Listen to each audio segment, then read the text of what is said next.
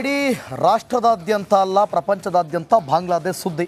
ಬಾಂಗ್ಲಾದೇಶದ ಬೆಂಕಿ ನೋಡಿದಂಥ ಕನ್ನಡಿಗರು ಹಿಂಸಾಚಾರದ ಭೀಕರತೆಯನ್ನು ಎಳೆಯಾಗಿ ವಿವರಿಸಿದ್ದಾರೆ. ಬಾಂಗ್ಲಾದೇಶದ ದಳ್ಳೂರಿಯನ್ನು ಕಣ್ಣಾರೆ ಕಂಡವರು ಹೇಳಿದ್ದೇನು? ರಿಪಬ್ಲಿಕ್ ಕನ್ನಡದಲ್ಲಿ ವೈದ್ಯಕೀಯ ವಿದ್ಯಾರ್ಥಿನಿ ಓಂ ಪ್ರಭಾ ನೇಹಲ್ ಕಂಡಂತಹ ಭಯಾನಕ ಘಟನೆಗಳ ಕಂಪ್ಲೀಟ್ ರಿಪೋರ್ಟ್ ಇಲ್ಲಿದೆ ನೋಡಿ.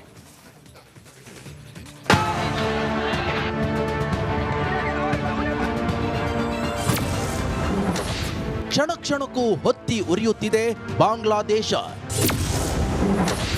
ರಿಪಬ್ಲಿಕ್ನಲ್ಲಿ ಬಾಂಗ್ಲಾದೇಶದ ದಳ್ಳೂರಿ ನೋಡಿದ ಕನ್ನಡಿಗರು. ಬಾಂಗ್ಲಾದೇಶದಲ್ಲಿ ಪ್ರತಿಭಟನಾಕಾರರು ಬೀದಿ ಬೀದಿಯಲ್ಲಿ ಸಿಕ್ಕ ಅಂಗಡಿಗಳಿಗೆ, ದೇವಾಲಯಗಳಿಗೆ ಬೆಂಕಿ ಇಡುತ್ತಿದ್ದಾರೆ. ಈ ಹಿಂಸಾಚಾರವನ್ನ ಕಣ್ಣಾರೆ ಕಂಡ ಕನ್ನಡಿಗರು ತಾಯ್ನಾಡಿಗೆ ಆಗಮಿಸಿದ್ದಾರೆ. ಬೆಳಗಾವಿಗೆ ಬಂದ ವೈದ್ಯಕೀಯ ವಿದ್ಯಾರ್ಥಿಗಳು ರಿಪಬ್ಲಿಕ್ ಕನ್ನಡಕ್ಕೆ ಅಲ್ಲಿನ ಹಿಂಸಾಚಾರವನ್ನ ವಿವರಿಸಿದ್ದಾರೆ. ಬಾಂಗ್ಲಾದೇಶದ ದಳ್ಳೂರಿಯನ್ನ ಕಣ್ಣಾರೆ ಕಂಡ ಬೆಳಗಾವಿ ವಿದ್ಯಾರ್ಥಿಗಳು ರಿಪಬ್ಲಿಕ್ನೊಂದಿಗೆ ತಮ್ಮ ಭಯಾನಕ ಅನುಭವವನ್ನ ಎಳೆಯಾಗಿ ವಿವರಿಸಿದ್ದಾರೆ.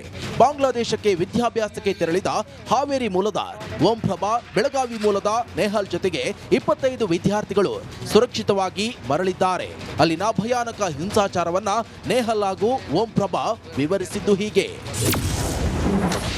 ಕರ್ಫ್ಯೂ ಇತ್ತು, ಊಟಕ್ಕೂ ಪರದಾಡಿದ್ದೇವೆ.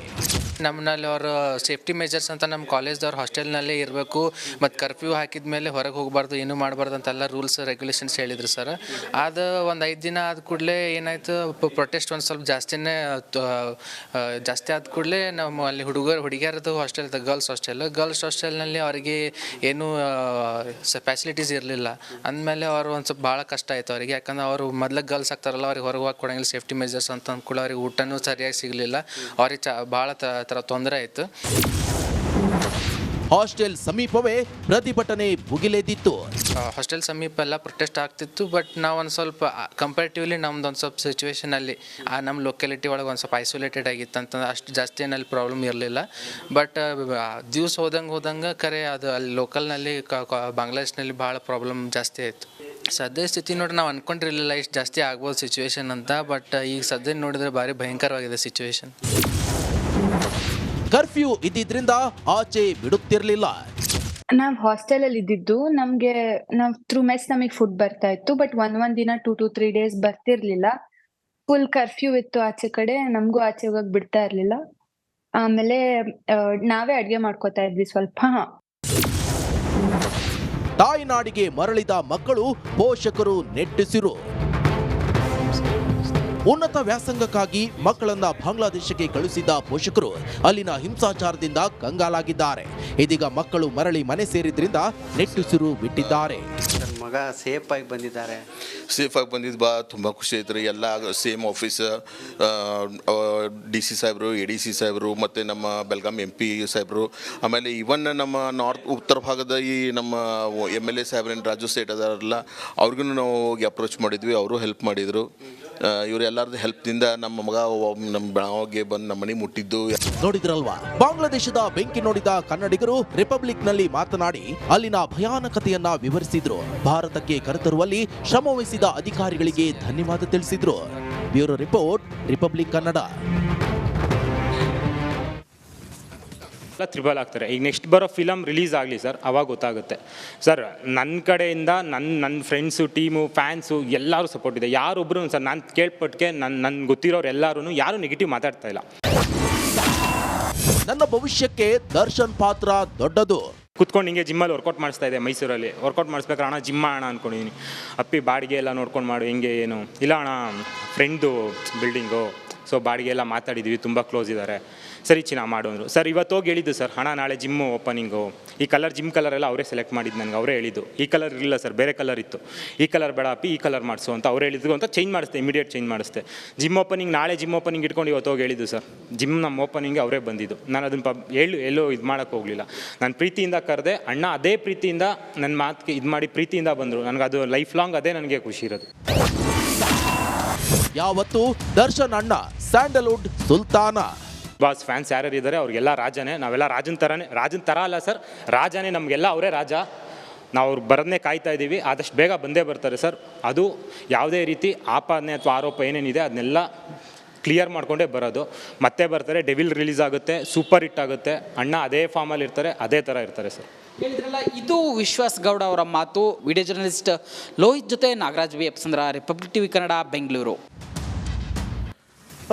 ಇವರು ವಿಶ್ವಾಸಗೌಡ್ರ ಪಾಪ ಅವ್ರು ಹೇಳಿದರು, ಅವರು ಒಂದು ಅಭಿಮಾನಿಯಾಗಿ ಹೇಳಿದರು. ಬಟ್ ನಾನು ಕೇಳ್ತಿರೋದು ಈ ರೇಣುಕಾಸ್ವಾಮಿ ಜೊತೆ ಮತ್ತೆ ಯಾಕೆ ದರ್ಶನ್ ಕುಂಟಾಬಿಲ್ಲೆ ಆಡಿದ್ದು ಅಂತ ಶೆಡ್ಡಲ್ಲಿ. ಹೌದು, ಅವರನ್ನು ಬಿಟ್ಟು ಕಳಿಸ್ಬೋದಿತ್ತಲ್ಲ. ಚಿನ್ನ ಹಿಂಗೆ ಮಾಡಬೇಡ ಚಿನ್ನ, ಇದು ಒಳ್ಳೇದಲ್ಲ ಚಿನ್ನ ಅಂತೇಳಿ ಮಾಡಿ ಕಳಿಸ್ಬೋದಿತ್ತಲ್ಲ. ಈಗ ಅವರ ರೇಣುಕಾಸ್ವಾಮಿ ಅವರ ಫ್ಯಾಮಿಲಿ ಅವ್ರೇನು ಮಾಡಬೇಕು? ಆ ಚಿನ್ನ ಬಿಡಬೇಕಲ್ಲ ಸರ್. ಹಾಂ, ಮತ್ತೆ ಮತ್ತೊಂದು ಚಿನ್ನ. ಮತ್ತೊಂದು ಚಿನ್ನಕ್ಕಾಗಿ ಈ ಚಿನ್ನಕ್ಕೆ ಹಿಂಗೆ ಹೊಡೆದ್ರೆ ಹೌದು ಅಲ್ವಾ? ಅವರು ಕೂಡ ಅಭಿಮಾನಿ ಆಗಿದ್ರಲ್ವ, ಅವ್ರ ಮನೆಯಲ್ಲಿ ಫೋಟೋಗಳು ಸಿಕ್ತಲ್ವಾ? ಹೊರಗೆ ಬರ್ತಾರೆ ನಿಜ, ಹೊರಗೆ ಬರಬೇಕು ಮತ್ತೊಂದು ಅಂತ ನೀವು ಕಾಯ್ತಾ ಇದ್ದೀರಿ. ಆದರೆ ಕಾನೂನು ಬಿಡಬೇಕಲ್ಲ. ಕಾನೂನು ಇಲ್ಲಿ ದೊಡ್ಡದಲ್ವಾ? ಕಾನೂನು ದರ್ಶನ್ಗೆ ತುಂಬ ಜನ ಫ್ಯಾನ್ಸ್ ಇರ್ಬೋದು, ಆದರೆ ಕಾನೂನು ದರ್ಶನ ಫ್ಯಾನ್ ಅಲ್ಲಲ್ವಾ? ಕಾನೂನಿನ ಫ್ಯಾನು ಅಷ್ಟೇ. ತಪ್ಪು ಮಾಡಿದವ್ರಿಗೆ ಶಿಕ್ಷೆ ಆಗಬೇಕಾದ್ರೆ ಎರಡು ಮಾತಿಲ್ಲ, ಯಾರೇ ಆಗಿರಲಿ. ನೆಕ್ಸ್ಟ್ ನೋಡಿ, ಈಗ ಒಂದೇ ಒಂದು ಕುತೂಹಲ, ದರ್ಶನ್ ಇದ್ದ ಠಾಣೆಗೆ ಶಾಮಿಯಾನ ಅವತ್ತು ಹಾಕಿದ್ ಯಾಕೆ ಅಂತ. ಪೊಲೀಸ್ ಠಾಣೆಗೆ ಶಾಮಿಯಾನ ಗುಟ್ಟು ರಟ್ಟಾಗುತ್ತಾ? ಹಾಗಾದ್ರೆ ಮಾಡಿದ ತಪ್ಪನ್ನ ಮುಚ್ಚಿಕೊಳ್ಳೋಕೆ ಪೊಲೀಸ್ನವರು ಯತ್ನಿಸಿದ್ರ? ಮಾಧ್ಯಮದವರಿದ್ದಾರೆ, ಅಭಿಮಾನಿಗಳಿದ್ದಾರೆ ಅಂತ ಹೇಳಿ ಕಾರಣಗಳನ್ನ ಕೊಟ್ಟು ಈ ರೀತಿ ಮಾಡಿದ್ರ? ಈಗ RTI ನಲ್ಲಿ ಹಾಕಿದ್ದಂತ ಪ್ರಶ್ನೆ, ಆ ಪ್ರಶ್ನೆಗೆ ಈಗ ಠಾಣೆ ಒಳಗಿನ CCTV ದೃಶ್ಯ ನೀಡುವಂತೆ RTI ಕೇಳಿದೆ. ಆದರೆ ಸರಿಯಾಗಿ ಮಾಹಿತಿ ನೀಡದೆ ಪೊಲೀಸ್ನವರು ನುಣುಚಿಕೊಳ್ತಿದ್ದಾರೆ. ಠಾಣೆಯಲ್ಲಿರೋದು ಬರೀ 4 ಕಡೆ CC ಕ್ಯಾಮರಾಗಳು. ಸೊ ಹಾಗಾಗಿ ಒಂದಷ್ಟು ಮಾಹಿತಿಯನ್ನು ನೀಡದೆ ಪೊಲೀಸ್ನವರು ನುಣುಚಿಕೊಳ್ತಿದ್ದಾರಂತೆ. ಏನು ಹೆಚ್ಚಿನ ಮಾಹಿತಿಯನ್ನು ನೀಡ್ತಾ ಇಲ್ಲ. ಮೇಲಾಧಿಕಾರಿಗಳ ಕಡೆ ಕೈ ಮಾಡಿ ಪೊಲೀಸ್ನವರು ಇಲ್ಲಿಂದ ತಪ್ಪಿಸ್ಕೊಳ್ತಾ ಇದ್ದಾರೆ. ಸಾಕಷ್ಟು ಟ್ರೋಲ್ ಆಯ್ತು ಸರ್ ಇದು. ಯಾತಕ್ಕಾಗಿ ಶಾಮಿಯಾನ ಹಾಕ್ತಿದ್ದಾರೆ? ಏನ್ ಮದುವೆ ಊಟನ ಅಲ್ಲಿ? ಮದುವೆ ಗಿದ್ವೆ ಮಾಡ್ತಿದಾರ? ಈ ರೀತಿಯಾದಂತ ಸಾಕಷ್ಟು ಹಂಗೆ ಬಂದಿತ್ತು. ಆ ಹುಡುಗಿಗೆ ಬೇಕಾಗಿ ಗಲಾಟೆ ಮಾಡಿದ್ದು. ಅವರಿಬ್ರು ಮದುವೆ ಆಗಿರಲಿಲ್ಲ. ಇವರೇನೋ ಪೊಲೀಸರು ಕರೆದ್ಬಿಟ್ಟು ಮದುವೆ ಮಾಡಿಸ್ತಾರೇನೋ, ಬಿರಿಯಾನಿ ಹಂಚ್ತಾರೇನೋ, ಎಲ್ಲ ಬಾಡೂಟ ಎಲ್ಲ ರೆಡಿ ಆಗಿರ್ತದೆ. ಕ್ಯಾ ಸ್ಮೆಲ್ಲಾರೇ ಬೈ ಅಂತ ಅಂದ್ಬಿಟ್ಟೆಲ್ಲ ರೆಡಿ ಆಗ್ತಿ. ಮಟನ್ ಬಿರಿಯಾನಿ ಬರುತ್ತೆ, ಚಿಕನ್ ಬಿರಿಯಾನಿ ಬರುತ್ತೆ. ಇದಕ್ಕೊಂದು ಅರ್ಥ ಇದೆಯಾ? ಇದೀಗ ನಿಯೋಗ, ವಕೀಲರ ನಿಯೋಗ RTI ಮುಖಾಂತರ ಅರ್ಜಿ ಹಾಕಿದ್ದು. ಏನು ಮಾಡಿದ್ರಿ? ಯಾಕೆ? ಏನು ಇದಕ್ಕಿಂತ ದೊಡ್ಡ ಎಂತೆಂಥ ಖತರ್ನಾಕ್ಗಳನ್ನ ಕರ್ಕೊಂಬಂದಿಲ್ವಾ? ಆಗ ಪೊಲೀಸರ ಮೇಲೆ ಅನುಮಾನಗಳು ಬಂದೇ ಬರುತ್ತೆ. ಹಾಗಾಗಿ ಮೀಡಿಯಾ ಕೂಡ ಏನು ಸುಮ್ಮನೆ ಬಿಡಲಿಲ್ಲ. ಮೀಡಿಯಾ ಏನು ಕೇರ್ ಮಾಡ್ತಾ ಯಾರನ್ನಾದರೂ? ಯಾರನ್ನು ಕೇರ್ ಮಾಡಲಿಲ್ಲ. ಕಾನೂನೇ ಗೆಲ್ಲಬೇಕು ರೀ, ಕಾನೂನೇ ಗೆಲ್ಲಬೇಕು. ನಾವು ಹೇಳ್ತಾ ಇರಲಿಲ್ವಾ, ವೀರಪ್ಪನ ಏನು ಕಡಿಮೆನಾ? ವೀರಪ್ಪನ ಊರಿಗೆ ನಾನು ಹೋಗಿದ್ದೀನಿ. ವೀರಪ್ಪನ್ಗೆ ದೇವಸ್ಥಾನ ಇದೆ ಅಲ್ಲಿ. ಹೌದು, ದೇವರು ಅಂತಾರಂತ ಸರ್. ಸಹಾಯ ಮಾಡಿದಾರಂತ. ಈಗ ನಿಮ್ಗೇನು ಗೊತ್ತಾ, ಆನೆ ಹೊಡೆದ, ಶ್ರೀಗಂಧದ ಮರಗಳನ್ನ ಇದು ಮಾಡ್ದ, ಅವನಿಗೊಂದು 2 ಕೋಟಿ ದುಡ್ಡು ಸಿಕ್ತು. ಅವ ಹಂಚ್ತಾ ಇದೆ ಒಂದು 50 ಲಕ್ಷನ. ಹೌದು, ಶಾಲೆಗೆ ಹಾಕೋದಕ್ಕೆ, ಮತ್ತೊಂದು ಸ್ಕೂಲ್ಗೆ, ಮತ್ತೊಂದು ಅಲ್ಲೊಂದು ದೇವಸ್ಥಾನ ಇದೆ. ಈ ದೇವಸ್ಥಾನಕ್ಕೆ ವೀರಪ್ಪನ ಬಂದು ಪೂಜೆ ಮಾಡ್ತಾ ಇದ್ದ. ಈ ದೇವಸ್ಥಾನಕ್ಕೆ ಜೀರ್ಣೋದ್ಧಾರಕ ಕೊಟ್ಟ. ಅಲ್ಲಿ ಕೊಡುಗೆ